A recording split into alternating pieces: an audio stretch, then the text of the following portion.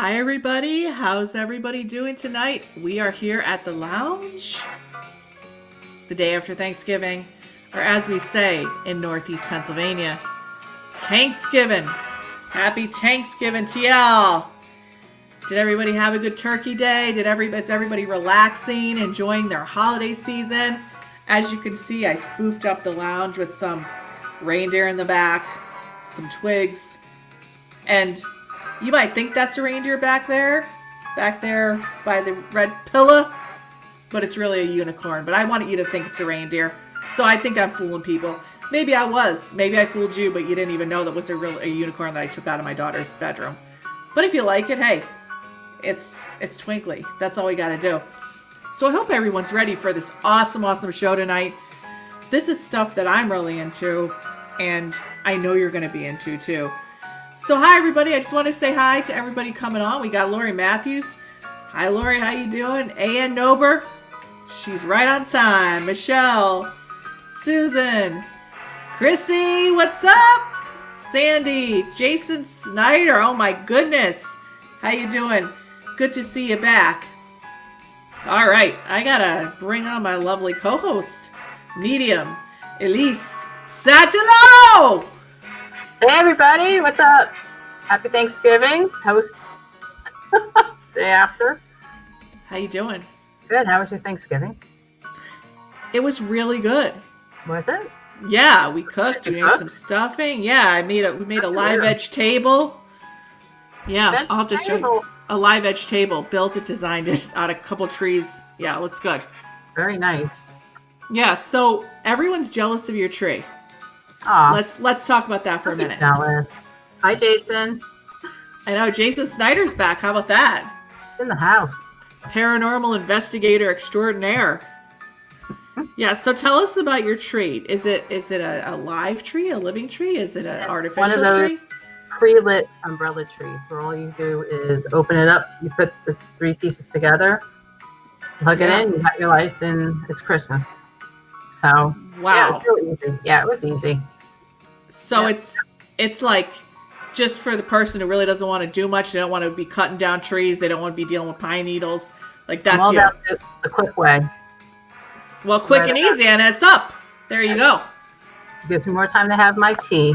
So, hey, you know what? I don't want to look for something. I didn't want to look for a sequin reindeer pillow, so I got a unicorn pillow, and you didn't know. Nobody knew. I thought it was a reindeer. You look very festive. I like the twigs. Yeah, the twigs there. Okay, we got those are real reindeer. Okay, in the back, but then there's unicorn. I just figured I'd let people know that I'm being fan. Don't tell anybody. I'm not gonna. Why have to tell them? Let them be like very mysterious and. Yeah, I'm mysterious. What? Yeah, I'm mysterious. Maybe my unicorn isn't, but I am. So I have to say, I'm a vegetarian. All right, so I didn't have the actual bird. You didn't do turkey, did you? No, I did a field roast. Okay. Celebration roast with hazelnut and cranberry and a pastry shell, and it was very good. Second year in a row. Really interesting. Wow. It was good. Yeah. Didn't have the bird this year. I had the bird. I cooked it today. We celebrated one day later. My daughter wasn't available yesterday, so it was fine. How was your Thanksgiving out there? It was nice. It's usually Thanksgiving is Thanksgiving. No matter where you are, it's Thanksgiving. So all right. We ate, got full. All right. Well, you know, Lisa's saying her daughter has a sequin unicorn pillow too. Well, that's great. You know, it seems like we have something in common there. But are you pretending it's a reindeer is the question. We don't know. So listen. So I'm making these bracelets, right? People are winning them, trying to get them out, trying to put them in an envelope, to go to the post office. They're telling me they can't get it through the sorter because, but it weighs like less than an ounce. It's a piece of yarn, okay? Or paracord, whatever. Okay. So they're like, you have to send it as a package. They won't let me send it because it won't go through the sorter. Oh, that sorter thing is too thick. Yeah. So I had to figure something out because it was ridiculous what they're having me do.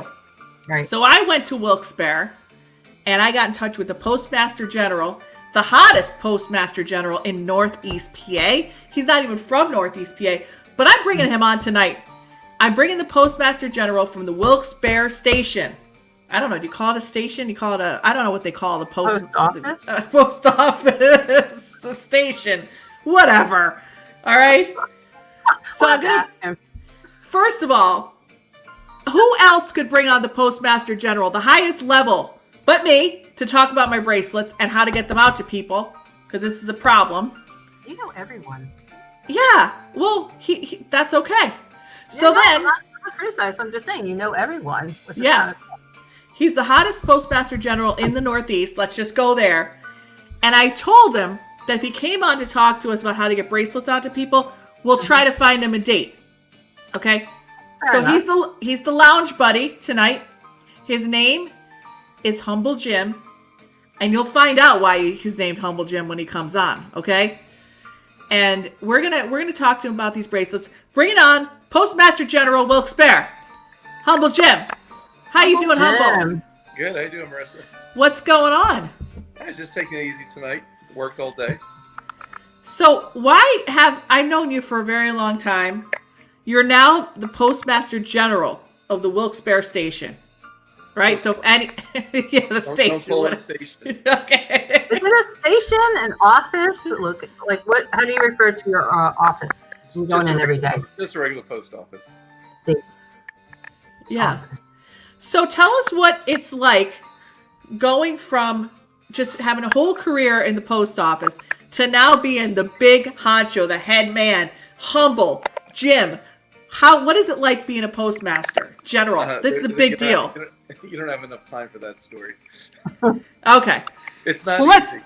It's not easy. But, if you want to visit Humble Jim, just go to Wilkes-Barre. You'll find him there. Now, Jim, here are these bracelets here that I'm giving out to people, okay? They're winning these bracelets. They're like, don't weigh anything, okay? They're trying to, charge me for a priority mail package just to mail these out. It's what do I do? It gives me a bigger raise. Yeah, but I'm not going to be charging people to get the bracelets out, so I have to figure out what to do. So you're going to give me some tips on that so that I could get these bracelets out to people? Yes, you just put it in a letter envelope and say you want to mail it non-machinable first class, not package. Now, how would somebody know that if I didn't contact the Postmaster General about my bracelets? It's going to cost you 70 cents. But how would somebody know that if I was just a regular person going into the post thing and said, hey, I want to mail this? They say, what is it? And then they're like, oh, you can't mail it like that. Yeah, most people don't know about it. I couldn't even tell you. So are they what are they going to do if I say that? Are they going to know that I know the Postmaster General? No, not unless you say my name to them if you go into Wilkes-Barre. But if I say I want to mail this non-machinable surcharge, are they going to think I know the ins and outs of the post office? Probably not. They'll probably just do it and move you on to the next, move on to the next person. But how would they know that I knew that is the question. It's kind of a mysterious thing to know. They'll probably just assume that you do it over and over again and you learn from repetition. Okay. Why am I hearing clicking? Is there some sort of background noise here? I hear clicking too. Who's typing? Yeah. Are you typing, Jim? No. Oh, okay. What is that noise? It is static. It sounds like static. No, it sounds like typing. Yeah, it does. That's really weird. I don't know. Do you know this guy, Jeff? He's saying, have to go bless y'all from the GOAT from Ohio. Go Bucks. Okay. Do you understand that? Ohio State, maybe? Oh, maybe. Yeah. That could be it. So, Jim, you are a lounge buddy tonight. We call Jim Humble Jim because obviously he's not humble. Obviously. Jim, tell us about the time that you were coming to the show and you were announcing at the show. Because when I was doing the Connection Beyond events, you came on and you did the announcements, right? Yeah. Mm-hmm. And so we had a sold out show that night that you came. And tell me what you thought why we had the sold out show. Tell me. Well, prior to that, I think you had 6 or 7 in the summer, and then it went to 12 and 14. And then as time went on, it was selling out. And I just maybe thought, they were here to see the opening act. And that's you. Yes. So because you were announcing, they didn't care about the mediumship. They just cared about the opening act. which was you. This is why we call him Humble Jim. And you just became a single man, right? Pretty much. Pretty much. Yes. As a medium and as an intuitive, that doesn't sound pretty much is like, are you single? Yes or no? Question. Yes, I'm single. Yeah. All right. Okay, but pretty much, does that mean emotionally you're not single? I still talk to the ex. Oh. Okay. So do you think any ladies would want to like get involved with you if you're still talking to your ex-girlfriend? I just won't tell them. Oh my God. I don't know what I'm promoting here, Humble Jim. Jim. I told you I tried to give you a date, but I don't know. It's not sounding too good here. No, I'm in a good position to date. I've become friends with my past girlfriend, but that's about it. So. What is that typing noise? I don't know. I don't hear it. I have no clue. Maybe it's a spirit trying to get through. Could be my house. You don't know. You never know. Somebody's trying to get through, giving us a tap, tap, tap. What's up? Oh my gosh, it's crazy. So yeah, so Jim, what are you looking for in a woman? Why did things end with your ex? What are you looking for? And you're open to dating. You're up in the Poconos now, so you're in the Northeast Pennsylvania, right? So what are you looking for? Oh God, it's pretty scarce up here. I'm still trying to figure that out. I guess as I get older, somebody more of a companion than anything as you get older. All right. So, like, what kind of personality are you looking for? What kind of interests? Boating. Boating. Oh yeah. Okay. Are they gonna have to go crabbing or? No. You know, just boating. boating. I have to like the beach and the water and the mountains, of course. That's all right. I am. All right. Well, we'll see if we could get anybody on the line to see what's going on. Well, Jim, I'm going to bring you in and out. I'm going to try to fix this audio here. Okay. All right. And I'm going to talk to Elise for a minute, and then we're going to introduce our next guest and our expert, which I'm very excited to talk to you guys about. I'll be back with you, Jim. Okay. And we'll see what kind of dates we could get. We'll figure it out. All right. So, Elise, what do you think of that? Humble Jim's saying he's still talking to the ex. Mm-hmm. I don't know. I still think there's a connection there. Yeah, we're going to have to pick some cards on Humble Jim. We're going to have to pick some cards. But we'll do that in a minute. His little impish grin gave it all away. Yeah, he was. He's still like. He's still in there. He's still in there. Yeah. Yeah. Definitely. So maybe we should just send people to the post office. Maybe he could take care of their problems, but maybe not get the whole package, if you know what I'm saying. That'd be good. All right. Send the prospective girlfriend out there too. The typing noise stopped. I think it's a spirit at Jim's house. Oh, it could be. Oh, I don't hear it now. Mm-hmm. Don't hear it. Could be Jim's. All right. Okay. Well, I'm very excited to bring on our expert and guest tonight. This is someone I've really been looking forward all week to talking to. She is the author of, let me just make sure I have this correctly, of Misfit in Heaven.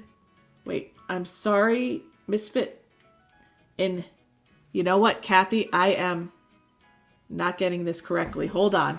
I have it all written out here. Okay, that's what it is. I'm thinking I'm reading it wrong, but I'm not.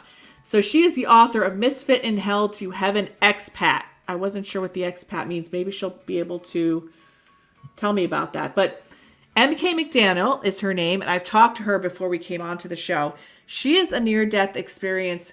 She's had a near-death experience, but most of the people who have near-death experiences, like Snowboard George, he came on, they have a lot of the same experiences going to the realm, which we look at as heaven, right? They go into that realm and they experience the light and all the people that from the other side that came to greet them and these beautiful feelings, and they could see religious figures. And MK McDaniel is telling us she's been to heaven and also hell and has come back to tell us about it. This is kind of insane. Seriously. I mean, I think so. Now, with my mediumship, and I'm sure you've experienced this, to me, from doing this for 20 some years, to me, there's not only two realms. There's not just heaven and hell, but there's many levels of heaven and hell and the in-betweens. So there's the earthbound spirits. There's the spirits that pass of addiction and suicides. The spirits that go to a level where there's unfinished business. The people that have died where there's been long-term illnesses and they are in recovery rehab. And then there's what I call level 0, which is ground level. And then there's levels below level 0, which have all different levels underneath. So I see tons of different levels. So I'm wondering, really, which level did she see? Because to me, there's more than just heaven and hell. You know, so I'm kind of interested in her story. What do you think? I agree with you, especially on the different levels. And the ones that don't elevate or go below and they're stuck here, I think that's more of a purgatory than, let's say, you die and you're in between limbo with purgatory and hell. Here we're going back to Catholic school, but I think just knowing a little bit about her background with this, I think that she may have skipped levels and kind of like went and tried to like explore what she wanted to explore, if that makes sense. Yeah, that could make sense. And I know she was talking about how like the spirit can bring their own hell with them and experience that. Right. And I know that to be the people that have died before their time, that have self-inflicted their own passing or passed before they were ready, or, you know, the people who aren't crossed over and are what I call earthbound spirits, or the people that are still in the middle levels, they look almost unshaven, disheveled. When they come through, like their nails are growing, they're unshaven. They're weary, they're in bad moods, they're angry, until someone comes from the other side to kind of help them cross over. And then it's like almost like there's light behind them, they're clean shaven. And I think this is why too, I'm sorry to interrupt, like no, it's with okay. with us as mediums and empaths, and they kind of get attracted to whatever channel we have, whatever opening is there, trying to like rescue themselves, because they're in this realm of weariness and disheveledness, and you know, and they tend to either, for me at least where I'm at here, a lot of them are stuck here, especially around where I'm living right now. They're all stuck here. So any kind of, you know, they get drawn to me, or if you're here, they'll get drawn to you. And I just feel like they're reaching out, trying to figure out how to get themselves out of that realm that they're stuck in a way. Yeah, and some of them are with people on their own level. You know, some of them are willing themselves there because they don't want to move on, because they have the attachments here on Earth, or they just don't accept their passing and they don't want to move on. But I see this a lot in addiction-related passings. Okay. Because it wasn't their time. And they had that free will decision. And suicides also. Could be regrets. Yeah, and just feeling like they didn't. Yeah. No, go ahead. No, like they're regretting their decision. You know, at the time, like they were at their wit's end and they knew nothing else. And after it happened, they're in this misery. Why did I do this? You know? Right. I didn't want it really to happen now that I'm here. Right. And the good news is that they're not stuck, because people from the other side want them to come, you know. Absolutely. But the purpose of the mediumship for the earthbound spirits is different than the purpose of what they use us for, the people that have crossed over. The earthbound spirits need a voice. They want to be heard. They need their unfinished business dealt with.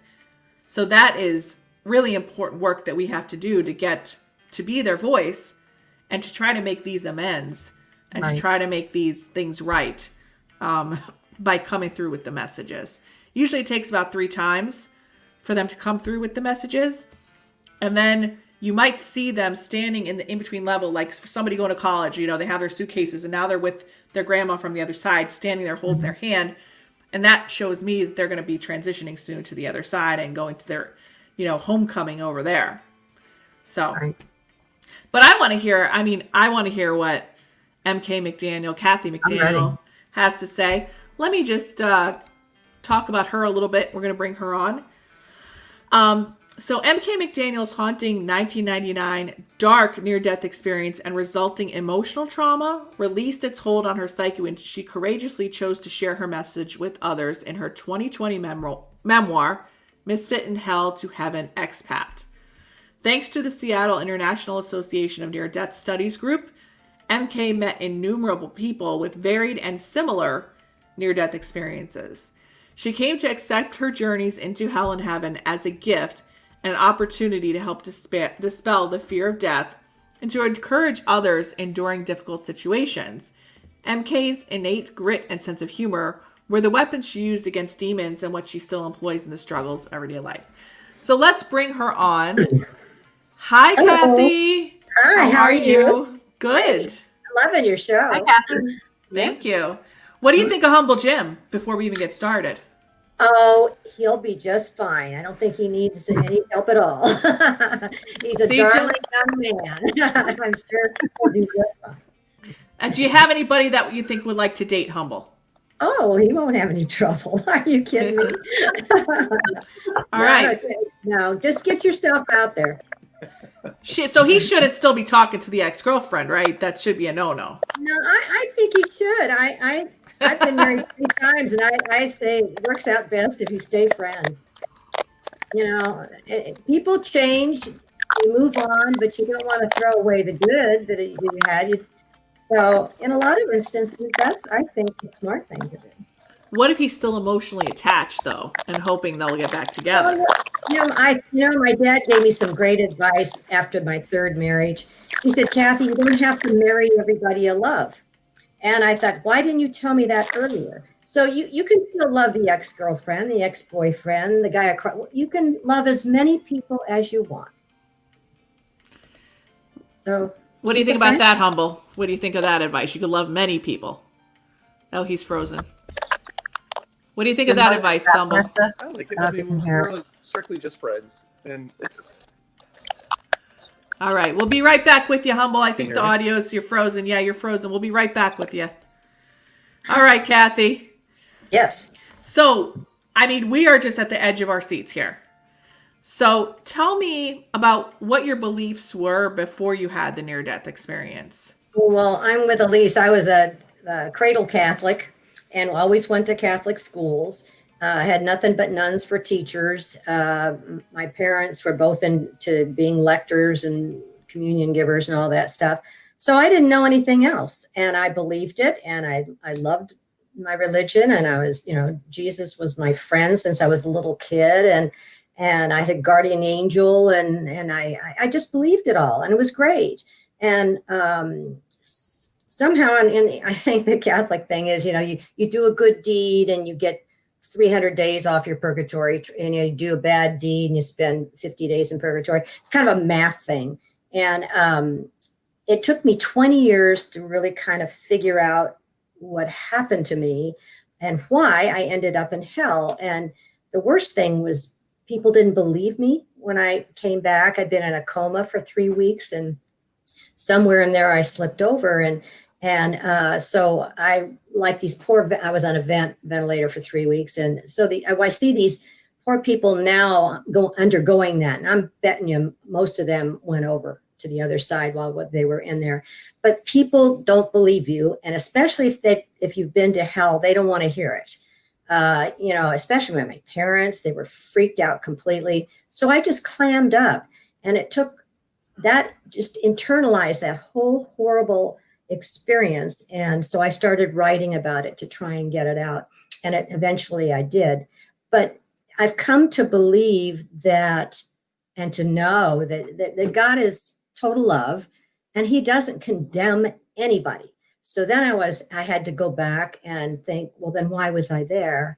And then it took reading books from other people who had had the dark or distressing ones to figure out that most of the time, that's almost a badge of courage to gut it out in a place that terrible and go up those against those demons that are telling you to do all sorts of terrible things. They're telling you to despair. You're never going to get out. And I just clung to the fact that I had no concept of God there. God's not allowed there.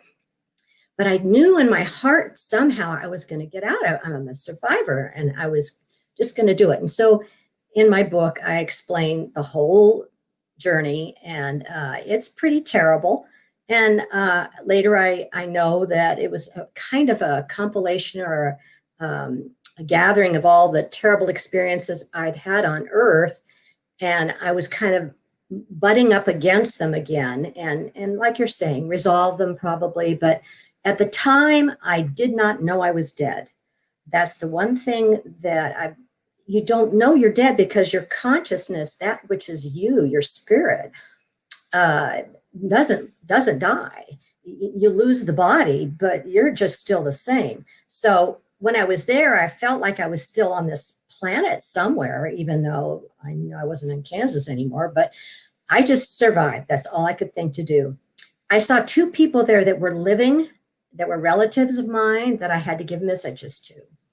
And that was interesting, because when I got back, then people said, oh, you couldn't have been in hell. Those two people are alive. Well, don't tell the universe what it can do or not do. It can do anything it wants. And so I had to give these messages, among other things. And certainly to come up to you, somebody in your family, and saying, I was in hell last week, and you really have to change yada yada that's going on in your life, or you're going to be in serious trouble. That's not well received. Generally people, do one of these things. And so that was difficult. And just so people know, about 1 in 5 people that go on the other side have a distressing experience. But all you hear about is the angels and the harps and the beautiful flowers, because people suck those stories up. Nobody wants to listen to the dark ones, but it happens a lot more than people think. Yeah, I just wanted to say, just to interject real quick, but I read a lot of the stories on the saints, and there's many of them that were given these journeys to see the dark, so they can come back and let us know what we have to do. Like their spirits and their guardian angels took them there, took them on a journey there to visit, to see what it was like. Even the old Greek myths and all of that stuff, where the hero would go into the underworld and maybe bring his love back up into the light. That's been a theme forever. But to come out of that with, I never ever wanted to go there again. I mean, I come back with a belief that I sent myself there because I believed in it. So I have to stop thinking that I'm going to go to hell. I've got to stop thinking that I'm going to go to purgatory. I've got to think and know in my heart that God loves me. And if I don't want to go there, I don't go. But there was still this thing in my ear over the last 20 years. And finally, about a year or so ago, I was really praying. I said, God, I'm a person that needs lists.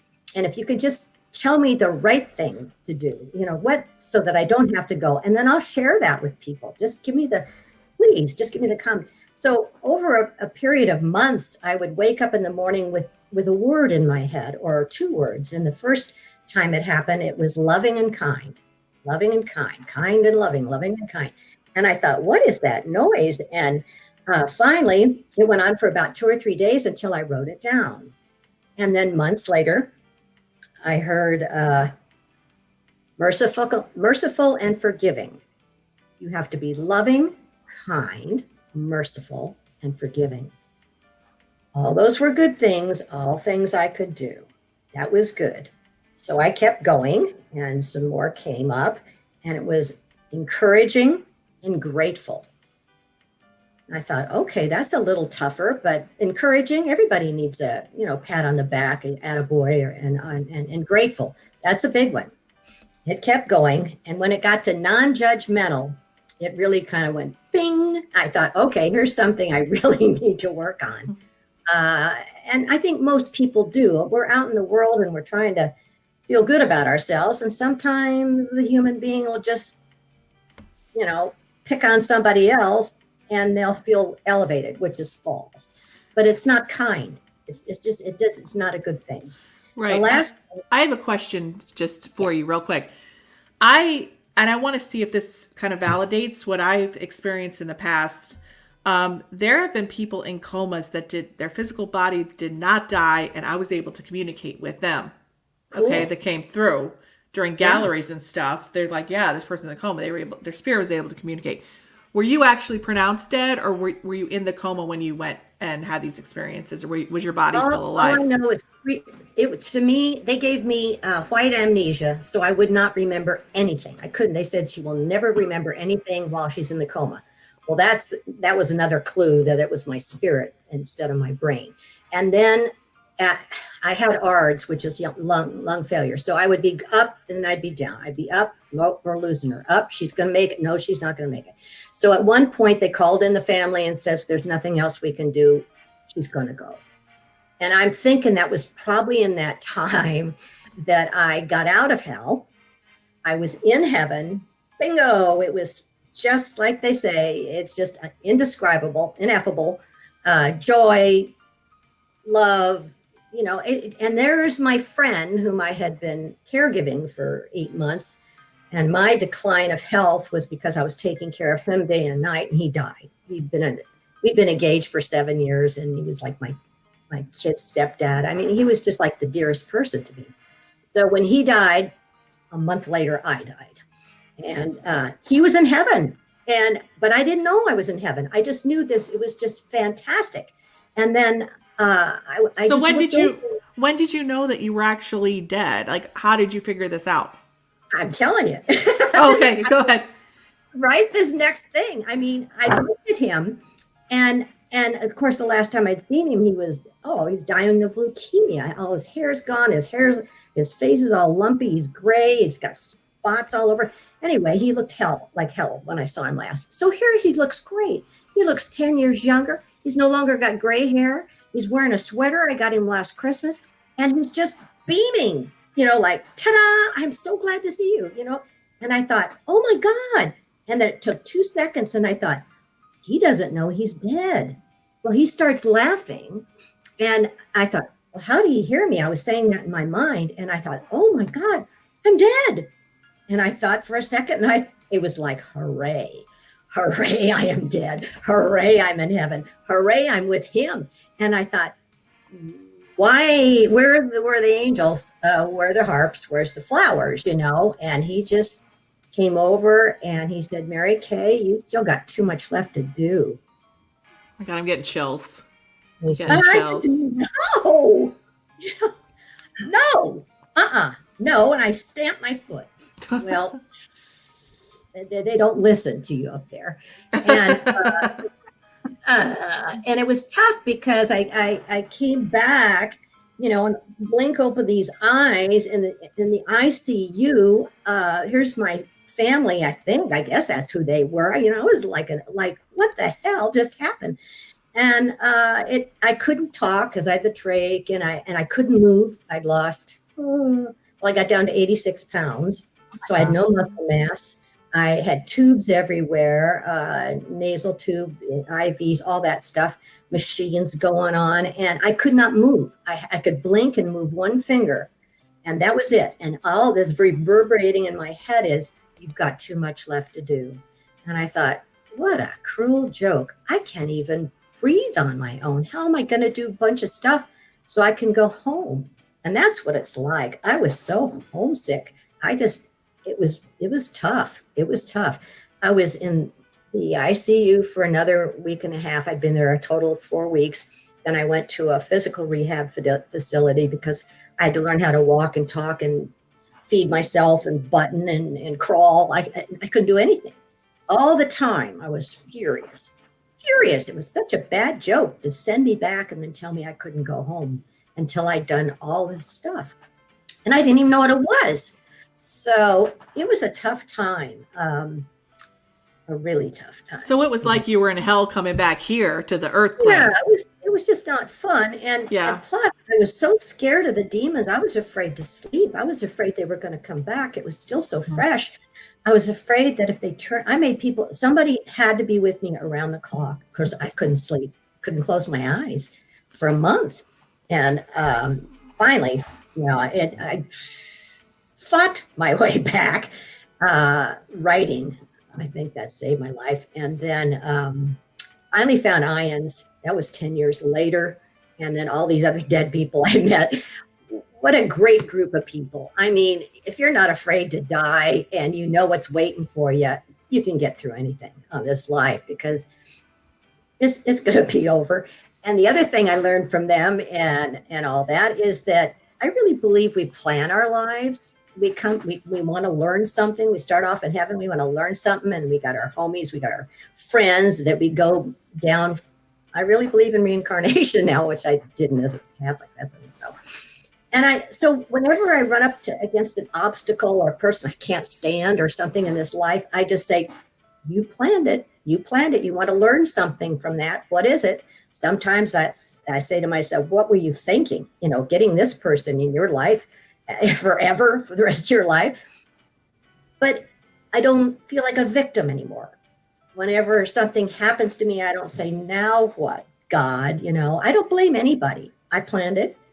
I'll deal with it. I'll learn from it. And then I'm going to go home, be happy. And the expat thing is I got thrown out of heaven. So I became an expatriate as a person who leaves their home to do their work. And then they do their work and they go home. So I'm a heaven expat, and so are you. So I have a question. As far as the hell experience, you didn't know you were dead when you were having that experience until you went to heaven, right? Well, yeah, until I saw him in heaven. Right. In heaven. It's just like you're getting in a bus and getting out of an airplane and you're someplace else. That's just what it feels like.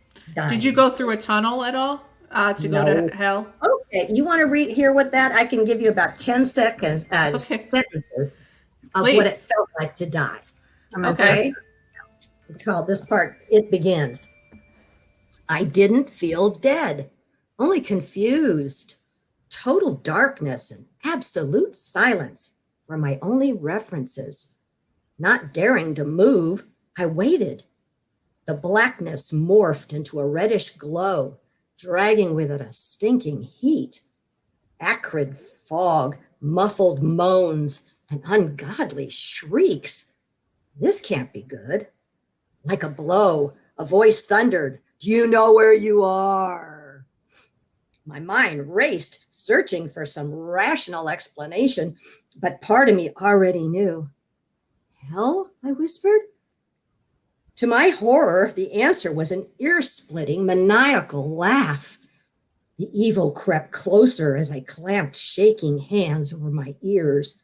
Panic surged in me, triggering the requirement for fight or flight. Fighting was not an option. I turned and ran. And it's still, every time I read that myself, I still just get icky. It was awful. And then, I took off, and one thing after another, I met a demon, and then I met that wanted me to do something. Then I was in this horrible hospital where they wanted me to do something terrible. And then I was in this awful dark town, and I was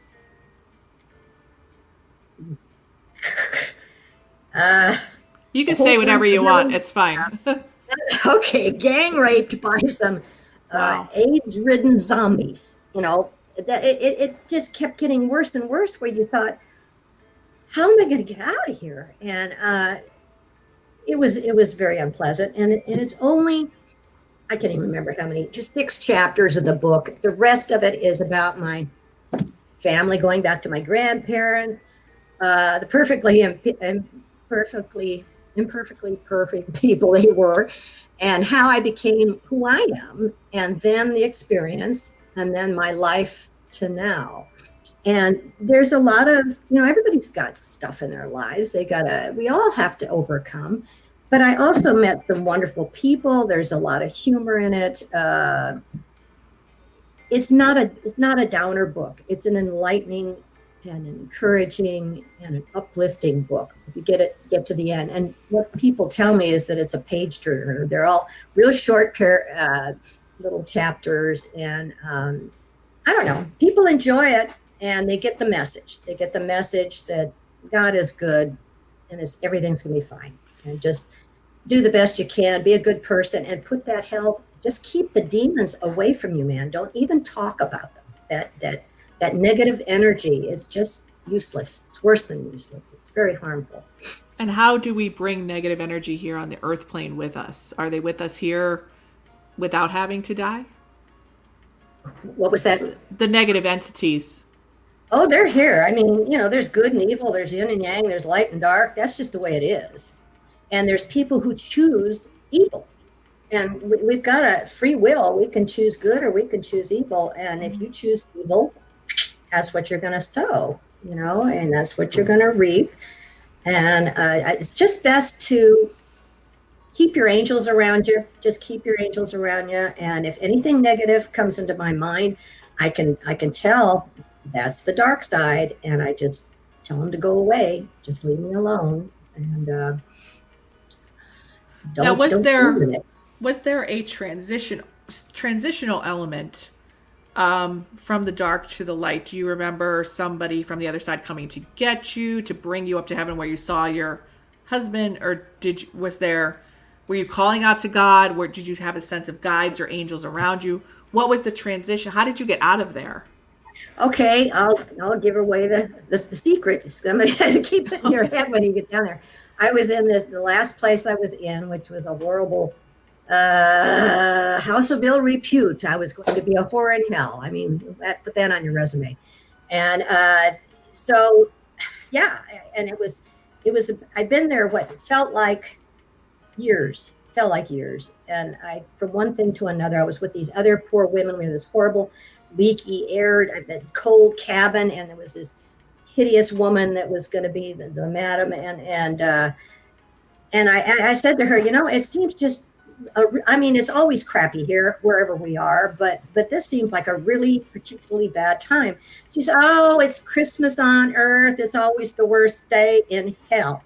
So I heard the word hell, and then I heard earth, and I thought, wow, that was all going through my head real quick.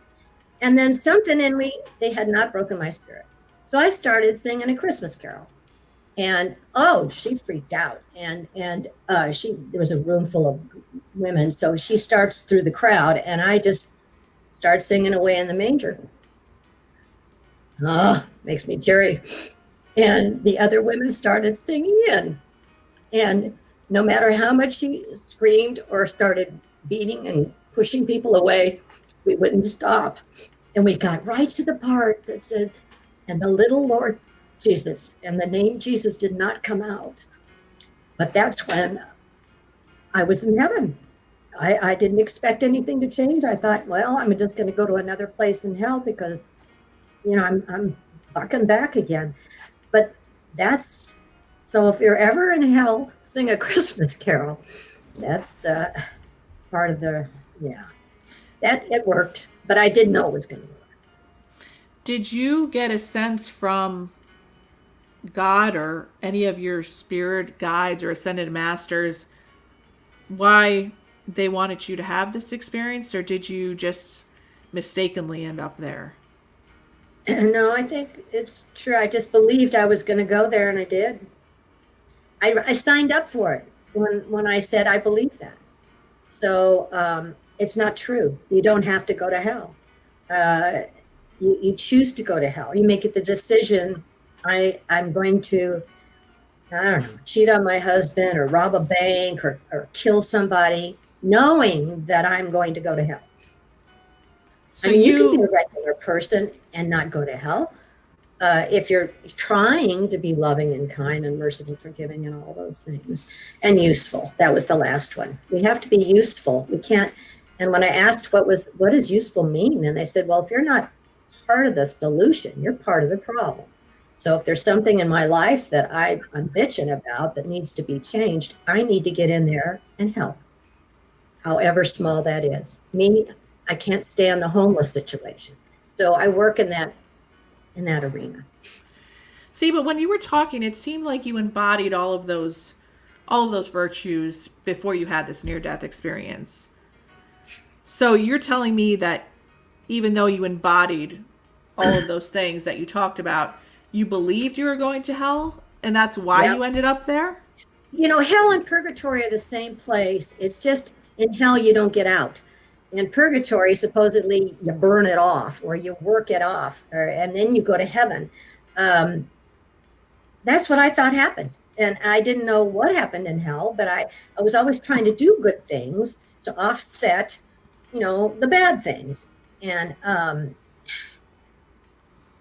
that's just a lot of work. And God doesn't demand that. God just loves you no matter what. And I love the people that tell of the life review. Everybody, I didn't get one. I wasn't there long enough. But they get this wonderful life review where they're able to see, I'm told, a 360 diorama thing of every single second of your life. And you get to see how you did. You see, okay, ooh, and you've got guides and angels all saying, that's all right, you're just human. And saying, well, you did really good there, or maybe you could have done a little better there. But there's no judgment. You just get to see it and feel it. Now, the flip side is that you get to go through it one more time and feel it as if you were the person that you were acting to. So let's say you were always picking on your little sister or something. You get to feel how your little sister felt every time you picked on her, or your neighbor, or your husband, or your kid, or whoever. And so it's not punishment, it's just understanding that what we do is important and we need to be careful and thoughtful. And we can choose to come back and try it again. And maybe you say, okay, this next time I'm going to work on being non-judgmental or whatever. But it's not God doing this to us. It's just the way it is. Did you resent God because you had this experience? Like, where was he for you when you were there? No, because when I was in heaven, I just felt this love, and I knew something was changed. He didn't do that to me. So I had to figure out why it happened to me. And that's where, when I read about other people with their dark near-death experiences, most of them, like Howard Storm and Nancy Evans Bush, and marvelous books. They took years and years and years and years to process this also. But it's really an opportunity to, I think, for me to come back and say to people, you don't have to go to hell. All you Catholics, my parents, my sister, my friends and all that, you don't have to go to hell. Stop worrying about that. Just be positive about it and know God loves you and he will not send you to hell. You could send yourself to hell if you want to. Nobody's going to stop you. So when you're talking about these other people who had the experience you had and they figured out why, what exactly did they figure out? They figured it was an epic journey. It was a learning and to come back and share it with people. And were you supposed to come back and share how people could stay out of there, or you have to come back and share that it exists? Like, what exactly do you feel in your heart is the reason that what's the news that you have to bring? Well, she's frozen. Oh. I don't know where she went. Hold on. Fascinating stuff, Elise. Oh my gosh. Let's see what Humble Jim has to say. What do you think, Humble? It's pretty amazing, to be honest with you. I mean, it's unexplainable. Yeah. I mean, I believe we live in our own hell here sometimes. I don't know. I mean, it's pretty unique. I mean, it's moving, that's for sure. She had my undivided attention. Oh, yeah. Definitely. I'm not sure what's going on with her video, so we just have to wait till she's back on the stream. She looks like she's... Might be her internet. Still frozen. Yep. Yep, she'll probably sign back on. But people are asking, what do I believe? I saw that. And I had talked about this earlier on in the webcast, that I always thought there was a heaven and a hell, right? Before I started really doing the mediumship work. And then I have people coming through and they're like, oh, I'm on the second level of heaven. Or the people that are higher up, their light beams come out even stronger.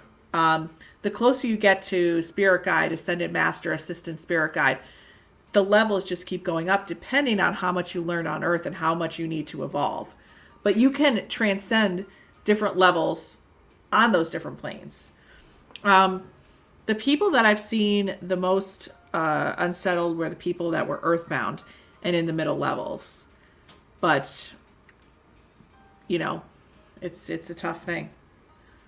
So I believe there's more than just heaven and hell from what I've seen. Oh, absolutely. What do you think, Humble?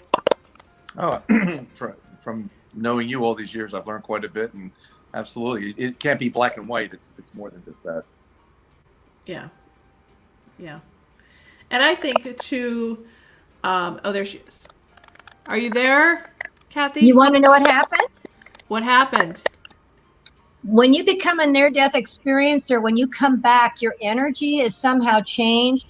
And almost every time we do a show, whether we're at conferences or wherever we are, we lose the power. And it's just, this happens to me probably half the time. That leads me into something, Kathy. I was wondering, like the residual effects of this happening to you. Do you have dreams about your experience? Well, you're saying now the energy, you're like an energy sucker. Yeah, Now, right? It's just wild. Yeah. Right. Do you have dreams of your experience? Do you get messages at all? I'm just wondering, being opened up, and that portal, Yeah. I would call it a portal now because you've experienced all the different levels. So, wonder how it's I did. I did. I had a really good friend that we weren't allowed to see each other anymore. I was best friends with somebody he was the best friend of my guy I was dating. We broke up and somehow we lost contact, but we were really, really good friends and had this deep discussion about whether he was going to go to heaven or not. He didn't think he would. And so I had a dream about him one night, but it was, I had the heaven feeling. That's all I can say. I had that joy and all that in my dream. And he was walking me through this garden and showing me his place in heaven. And I woke up, and 2 days later, my best friend called and said he died 2 days ago. So he had come to me to tell me that he indeed had made it to heaven. And a couple times I've had my friend from heaven. He comes and visits me in dreams, probably every 6 months or so. And I get that heaven feeling, and I know it's him and it's not just a dream. So that's very comforting. Yeah, there's a lot of people in the chat room that they're kind of getting a little scared.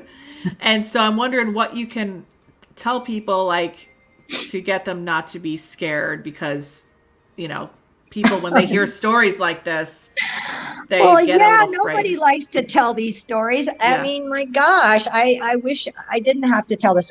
The thing is, you don't have to have that happen. You just don't. Just concentrate on the positive, which is that in the book, I can write it down. It's the loving, kind, merciful, forgiving. If you can just remember, be loving and kind. Every morning when I get up, no matter who I run into, I'm going to stop and say to myself, I'm going to be loving and kind to this person. And that's all you got to do. It's very, very simple. What do you think about people who, pass away of suicides or before their time, drug overdoses, that kind of thing, free will decisions? What have you learned on the other side about those passings? Okay, my brother was an alcoholic, and my younger brother, and everybody loved him, but he was an alcoholic, and he would have good years and bad years, and he, just before his death, he was in rehab so much, everybody knew him, and all these young kids would come to him and tell them their stories, and he was sponsors to all these young kids. He saved a lot of their lives, drove them to the hospital when they OD'd, but he changed their lives. They all came to his funeral. He tried to kill himself several times, but my family kept saving him and throwing him in rehab one more time. So one time when I was talking to him when he was at the end of his rope, he says, Kathy, I can't take it anymore. I can't. I want peace. And I said, well, look, next time you have, he would bleed, with alcoholics have bleeding in the throat and stomach. I says, if you really want to go, just go somewhere safe and tell the people just to leave you alone and just go, Doug. But don't kill yourself. That's something I think you'll, well, it's just try that. Well, he did, and he died about 2 weeks later. And my parents were freaked out. But my sister, who loved him dearly and was always rescuing him, was driving down the street about 2 weeks later, still mourning the fact that she didn't save him. And she was at a stop sign. And all of a sudden, out of a corner of her eye, she saw this shape come out of like the hedge, run around the front of her car and come up to her window. And she thought, oh my God, I'm getting carjacked. And it was my brother. and he was standing there. And she yelled out his name, and he wouldn't let her touch. He backed up. He says, I just wanted to let you know I am fine. I'm more than fine. I'm great. Don't worry about you and me, and I will see you later. And he ran off in front of the car back into the bushes. And she's not a person that makes this kind of stuff up. She's very religious and kind and truthful. So when she called me up, I just laughed, and I thought, great. Now, the thing about, we're just human, and people who commit suicide are not in their right minds. They don't have the ability to choose something like that. They're so upset. It's not a logical decision for them. It's not a free will thing. I really don't believe. And they go to heaven too, and they get the life review, and maybe the weird thing is they maybe chose to come down to experience suicide for whatever reasons. We can't judge people. We just can't. We can't say God won't forgive them or God won't let them in heaven. It's not true. I do find with my work, some people that leave before their time or leave suicide or drug overdoses, it seems like there is a level. Not all of them go there, but there's a lot of them that do go to this middle level that I'm able to communicate with them. Mm-hmm. But it is their choice once they feel settled in their spirit, right, to move forward. But there is a level, and I've communicated with a lot of spirits on this level, that a lot of the same types of passings are on these middle levels, which range depending on vibration and frequency. Oh, I'm not claiming to know everything. Believe me, we're like taking a little kid and they can ride a bicycle and saying, no, you can drive a semi. Our brains can't comprehend all this out there. Yeah. You know, so I totally believe what you're picking up and all I know is what I was shown and told. And together we can make a bigger picture rather than just the really strict church doctrine stuff that's kind of choking people. Is church a good thing in your opinion? I believe in being a spiritual person, not a religious person anymore. And that took me 20 years to get here. You know, it was tough. And in fact, with this COVID thing, when I couldn't go to church anymore, because I was trying to wean myself off of it, but I felt so guilty, that Catholic guilt thing. So this has been real good for me to say, yeah, I can exist and still be a spiritual person without going to church. And were you a churchgoer before you had your near-death experience, like every Sunday? Oh, yeah. During Lent, sometimes I go every day. Mm-hmm. Yeah, it was tough. That was just part of my existence, who I was. Do you think there was a darkness in your soul before you had your near-death experience that you had to purge? Darkness, and I'm a human being. Or any spirit, like any spirits that were attached to you in the living, that could have been attached to you. Could have been actually parasiting off you in living. I don't think so. When you say people have their own demons, if that's what you're talking about, sure. There was a time in my life when I was fighting alcoholism myself. I've had a lot of failed relationships. It's the typical human stuff, but I don't feel like any of it drugged me without my control or my will. Depression, depression, that I guess that's what that darkness can be, is kind of like a depression. It takes the life out of you.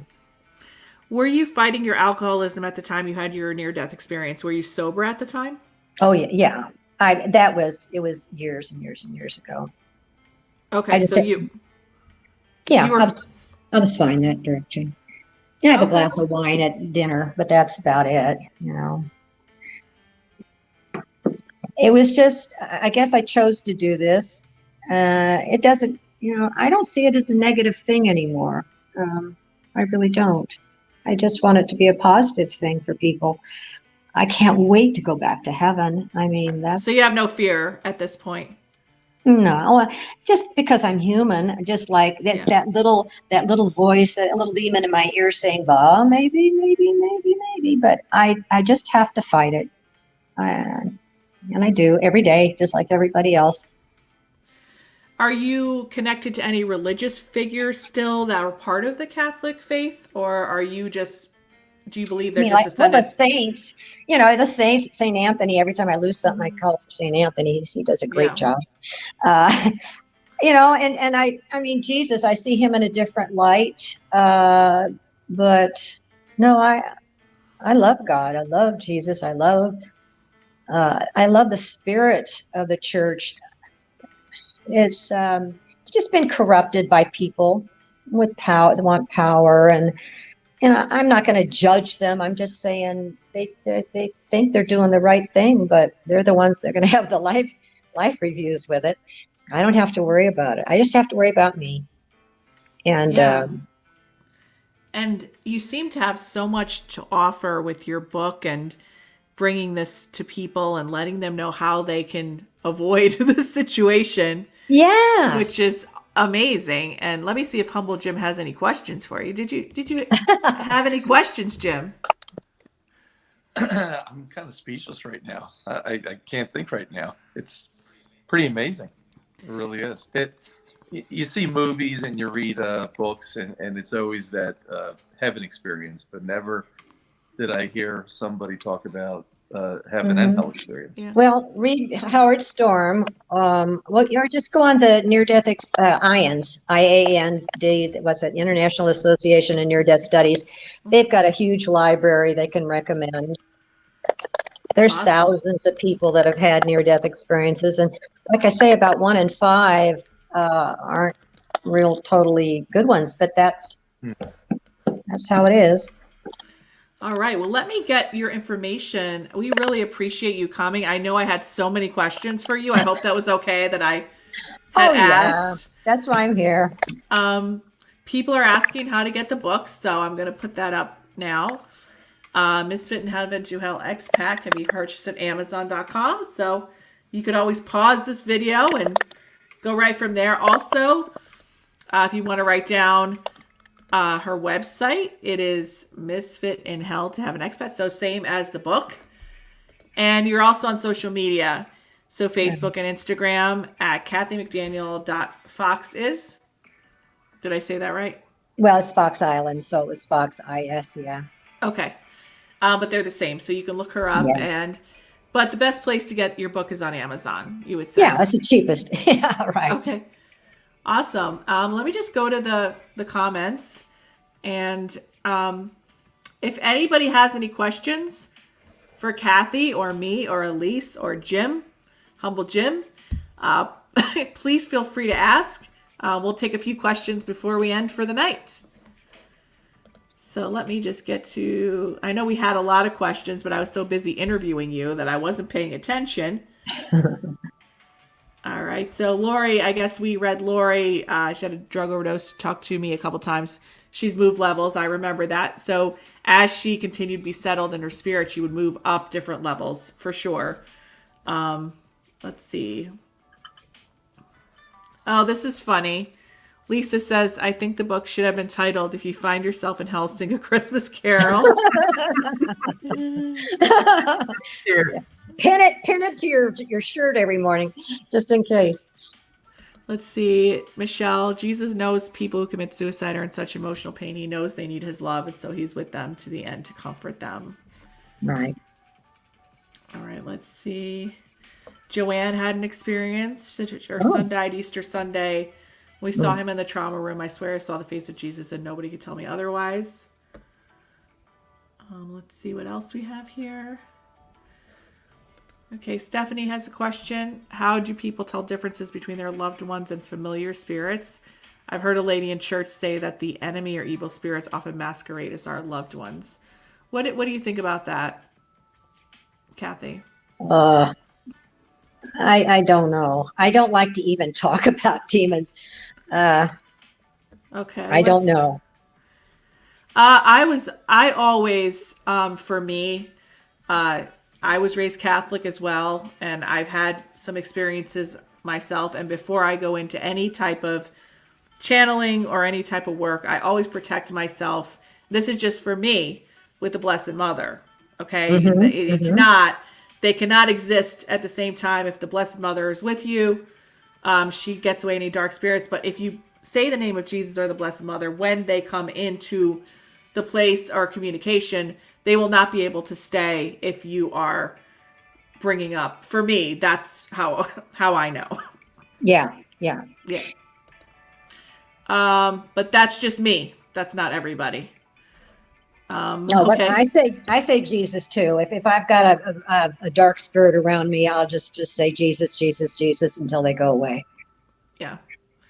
Lori Matthews says, I hope the whole hell thing is just what you took with you from what you believed on Earth. Is that true? She'll find out. No, she's asking you. She's asking you that question. You mean hell is hell? I don't think there's a good hell and a bad hell, or in between, or a fake one, or whatever. It was hell for me. No, I guess what she's asking, and what I think she's asking, I could be wrong, but she's saying that you felt you went there because you believed that you were going there. I thought I was going to Purgatory, and that, like I say, it's the same place. Okay. It's just, yeah, she's right. So you fully believe that's where you were headed? No, not when I was on Earth. I knew it was a chance. Okay. But it was a probability. We were told the only people that went straight to heaven was probably Jesus and the Blessed Mary, and everybody else had to do a little time in the waiting room. And over the years, they the priests and nuns told us some pretty horrible stories. Yeah. Kids are very impressionable, and that's probably one of the worst, I won't say sins, but things that people can do is tell children that if they do such and such, God will be angry, or God will be sad, or God can't be anything but love. And so telling that to a child is wrong. They used to tell us to get a black mark on your soul every time you did something wrong or if you lied. So, in my head, being in Catholic school, I remember being first or second grade thinking I'm all black inside because I was always in trouble. And, but that's the psychological crap they used to deal out. I know, it's awful. Yeah. Yeah, this was fascinating, Kathy. Absolutely. Fascinating. And we're so happy that you came on to share. So many people are on this webcast tonight. Just so grateful that thank you. You came on. And I know it must be really hard to have these questions and to rethink about what happened and to talk about it again. It must be difficult to do. That's why I'm here, though. And I want to get all this stuff done so I can go home. So every time I feel that I've helped somebody or reached somebody, I'm closer to getting home. So I thank you for having me. Oh, absolutely. You had our full attention this whole time. And I know I planned to interview you for 20 minutes, but it went on for 40. I hope you don't mind. No, I'm delighted. Thank you. You are such nice people. It was really a delight to meet you. And even you, subtle or humble Jim. Yes, humble Jim. Let's bring humble Jim real quick out here. Humble, how was your experience here on the lounge tonight? See, look, he's just frozen. Look, just frozen. I know. The hottest postmaster in the Northeast.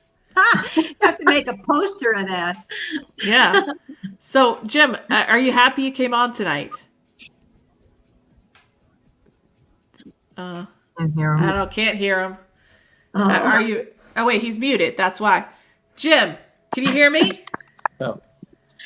Yes. How was your experience with the lounge tonight? Are you happy to be the hottest postmaster general in the Northeast? Are you happy that we've deemed you to be that?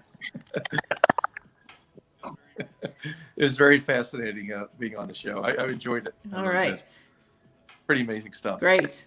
Well, we hope that you'll get a date out of this. Oh, look, Lori. Lori, nice smile, Jim. See, it's starting now that we're ending the show. People are starting to come and think about it. So, yeah. So, anybody who wants to date with Jim, just send a message to me. I'll get you in touch. Stalking at the post office. All right. Post office. Let's see. Anybody else love this? Okay, Kathy had a great time. So happy. Let's see what Beth has to say. Growing up Catholic, we were taught that you're born with a spot of original sin on your soul, and if a baby dies, they go to purgatory. Total insanity. That's why I refer to myself as a recovering Catholic. Yes. So many people. I say take what you want, leave the rest. Basically, I could take great stuff from every religion, and it all comes down to kindness and love, and being nice to people. Really, that's what it all comes down to. Perfect. All right, well, let's. Jim's like probably embarrassed that I have this up now for this. You can think about it. Elise, any final words before we wrap up the show? I found this so interesting tonight. Kathy, is she still there? Yeah, I'm still here. Okay. I'm backstage. I just found your story absolutely amazing, and I'm so glad you're here. Thank you. You're not there, and Marisa, honestly, I think every show is getting better and better as far as content and, topics. And I think this is something I don't think I would ever thought we would talk about. I know. I didn't either. Like this in depth. I mean, she really had a really strong experience. So I like the show. Hey, you're up. You're coming on as producer. You got elevated to producer now. So, I mean, you're producing. You got a tree in the background. You're smiling. I mean, we're moving up in the world. I dyed my hair. It's all good. Yeah, that's right. All right. Well, thank you, everybody. And I hope everybody had an amazing Thanksgiving. And humble Jim as our lounge buddy tonight. He was definitely humble, more humble than he normally is. He was trying to be nice and quiet and sweet, but don't believe it because he's got a sassy side. So real quick, are you looking for a long distance relationship, or do they have to be close by? Because everybody's scattered all over the place, so you never know. I can't hear you. You're on mute. Okay, hold on. Sure. Sorry, what did you say, Jim? I tried to keep it within a couple hours. Couple hours. Distance. 2-hour distance. All right. Hear that, ladies? All right. That's my all right. Well, thanks everybody for coming here tonight, and I hope everybody has an amazing day after Thanksgiving. And we all really appreciate you being here, and we will see you next week for the office, the porch, and the lounge. Have a great Friday night, everybody. Good night.